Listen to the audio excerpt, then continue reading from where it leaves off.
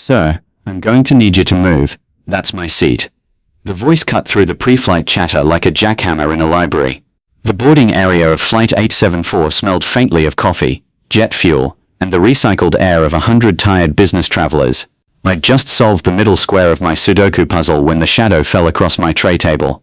I looked up and found Belinda Crane, Maple Creek Estate's self-appointed HOA Empress, towering over me in row 1A. First class.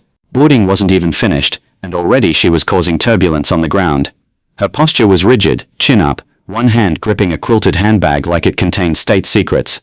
She wore a rhinestone-studded velour tracksuit in a color somewhere between magenta and highlighter pink.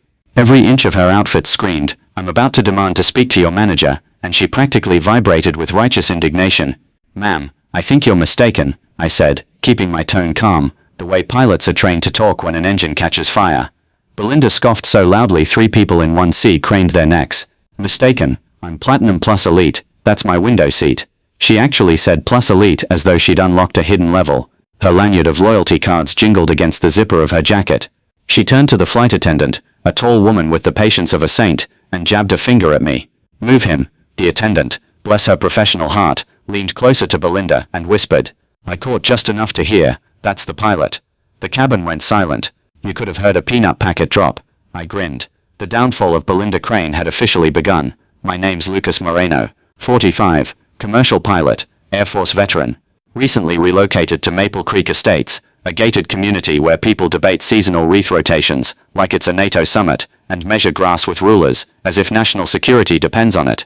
I'd bought the smallest house on the block, a modest 3-bedroom with a porch swing, a single oak tree, and a driveway just big enough for my electric sedan. Perfect for a bachelor who liked peace and quiet. My only real indulgence was a tiny windmill-style mailbox topped with a decorative plane that spun in the breeze. I kept my lawn at a respectable 2.5 inches. I waved at neighbors. I minded my own business. My cardinal sin, skipping the monthly porch presentation forum. In a normal town, you'd call it a block party. Here, it was an inspection disguised as a social hour. Belinda Crane, our HOA president and part-time neighborhood menace, interpreted my absence as a personal insult. In her twisted HOA logic, I was non-compliant, code for he didn't grovel when I knocked on his door at 7 a.m. on Saturday to discuss mailbox uniformity. She'd been gunning for me ever since. When she overheard at the community pool that I'd be flying to Boston later that week, something clicked in her entitled brain. She used her hard-earned points to upgrade herself to first class, apparently planning to corner me at 30,000 feet, where I couldn't escape. She just didn't know who exactly she was confronting.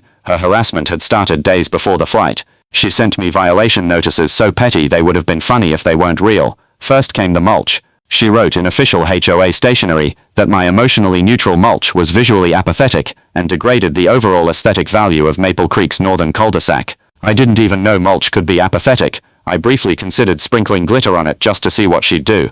Then came the unauthorized airfield. The alleged airfield was my mailbox. According to Belinda, the little spinning plane on top was signaling to other aircraft and creating a flight hazard. She included blurry photos, circled in red marker like a tabloid, exposing aliens.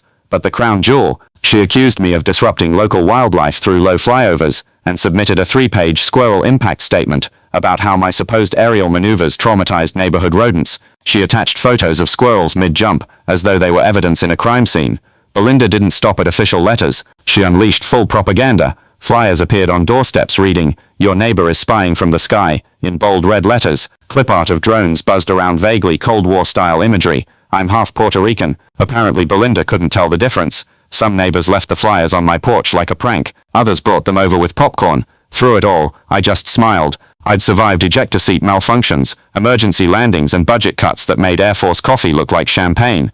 Belinda Crane was background noise, the hum of an engine you learn to tune out, until she marched onto my flight. Belinda's voice grew louder with each word, drawing stares from every passenger. "This man is committing identity theft. He's posing as airline personnel to get upgrades. I know a fraud when I see one." Somewhere in coach a baby began crying preemptively, sensing the storm brewing. A man in 2D opened his laptop but kept glancing over like he was watching live theater. Even the guy with noise-canceling headphones lifted an ear cup. The crew tried to reason with her, speaking in those calm, measured tones from de-escalation training. "Ma'am, we need you to take your assigned seat so we can prepare for departure." Belinda wasn't having it. She whipped out a laminated HOA badge, something I'm 90% sure she had printed at a copy shop. "I'm HOA," she declared, waving it like an FBI credential. "I have authority." That's when I stood slowly, placed my coffee on the tray, and looked at the flight attendant. "You want to handle this, or should I?" The attendant's smile could have powered a small city. She picked up the PA microphone with the kind of glee usually reserved for announcing free drinks. "Ladies and gentlemen, please welcome Captain Lucas Moreno, your pilot for today's flight to Boston." Gasps rippled through the cabin like a wave. Someone actually dropped a phone. Whispered, "Did she really just— oh my god, someone's filming this, right?" Belinda's face cycled through confusion, disbelief, then a shade of red I'd only seen on fire trucks. Her mouth opened and closed like a fish, no sound coming out. And then, because the universe has a sense of humor, my co-pilot emerged from the cockpit, holding my captain's hat. He placed it on my head with the solemnity of a coronation, giving Belinda a little salute. The hat was placed, the die was cast. Belinda Crane's reign of terror had hit severe turbulence. What happened next was swift and satisfying. Belinda was removed from the aircraft, politely but firmly. You could see the flicker of satisfaction in the crew's eyes as they escorted her off. She screamed the entire way about conspiracies, seat-stealing cartels, and something she called aviation privilege, which I'm pretty sure isn't real. As they led her past me, she pointed a shaking finger. "This isn't over, Moreno. The HOA will hear about this. I have connections." I tipped my captain's hat. "Have a pleasant day, ma'am. I understand you've been rebooked in row 31, middle seat."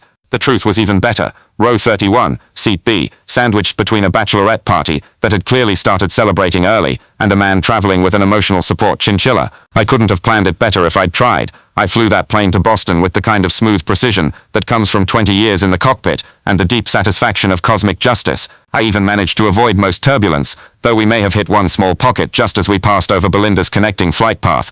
Pure coincidence, of course. By the time we landed, Belinda's meltdown had gone viral. Someone had filmed the whole thing. The hashtag #AmSoVicePilot was trending within 3 hours. The video had everything the internet loves: entitled behavior, instant karma, and a man in uniform staying impossibly calm. Memes appeared within hours. My favorite showed Belinda's shocked face captioned, "When you realize the HOA badge doesn't work at 30,000 foot." Back at Maple Creek Estates, Belinda scrambled to do damage control. She called an emergency HOA meeting, claiming she'd only been concerned for national security and passenger safety. She even used the phrase, "If you see something, say something," as if confronting me about my seat assignment was patriotic duty. But while Belinda tried to save face, I was preparing my counterstrike. I hand-delivered notarized letters to every resident, inviting them to the first-ever HOA board re-election barbecue at the community center. Free brisket, all the sides you could eat, and bring your own lawn chairs. The kicker, I included screenshots from the viral video, in case anyone hadn't seen her performance. The turnout was phenomenal. People who hadn't attended an HOA meeting in years showed up for free food and front-row seats to Belinda's downfall. Kids rode scooters around the parking lot. Retirees unfolded lawn chairs like they were at a concert. Even my normally reclusive next-door neighbor brought a pie. I manned the grill myself, flipping burgers in my aviators while Belinda stood at a podium, trying to explain how following a neighbor onto a flight was community outreach. Her speech kept getting drowned out by the sizzle of steak and the hiss of soda cans opening. When it came time to vote, the results were brutal and unanimous.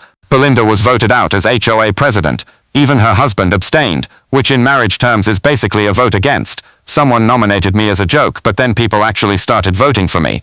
Before I knew it, I was the new HOA president of Maple Creek Estates. I accepted the position wearing my barbecue apron, spatula in one hand, beer raised in the other. My first act as president: announced the new HOA policies effective immediately. No surveillance gnomes or any yard decorations designed to spy on neighbors.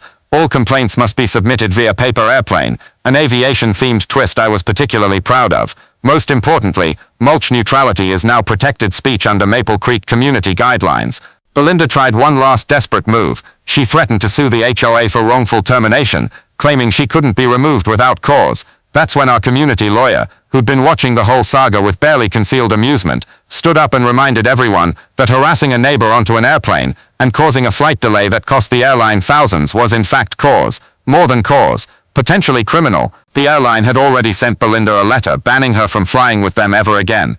They were considering charging her $23,000 for the delay her tantrum caused. Belinda's face when she heard that number was priceless. She went pale, then green, then a sort of grayish color I'd only seen in turbulence-affected passengers. Her mouth opened to protest, but no words came. She sank into her chair like a deflated balloon. The lawyer continued. She could also face federal charges for interfering with a flight crew, penalties up to $250,000 and 20 years in federal prison. Belinda fainted. Actually fainted right there in the community center, her laminated HOA badge clattering to the floor beside her. Belinda quietly sold her house a month later and moved out. Rumor had it she tried to start a new HOA in a retirement RV park, but was banned after an incident involving lawn flamingos and bingo night. Maple Creek Estates, meanwhile, entered a golden era. People laughed at HOA meetings again. Lawns were still neat, but without ruler inspections. Kids drew chalk planes on the sidewalks, and neighbors sent me paper airplane suggestions with jokes scribbled inside. Someone even left a tiny captain's hat on my porch with a thank you note. As for me, I still fly for a living. But whenever I see an entitled passenger at boarding, I smile and remember the day the HOA queen tried to evict the pilot from his own seat and lost everything at 30,000 feet.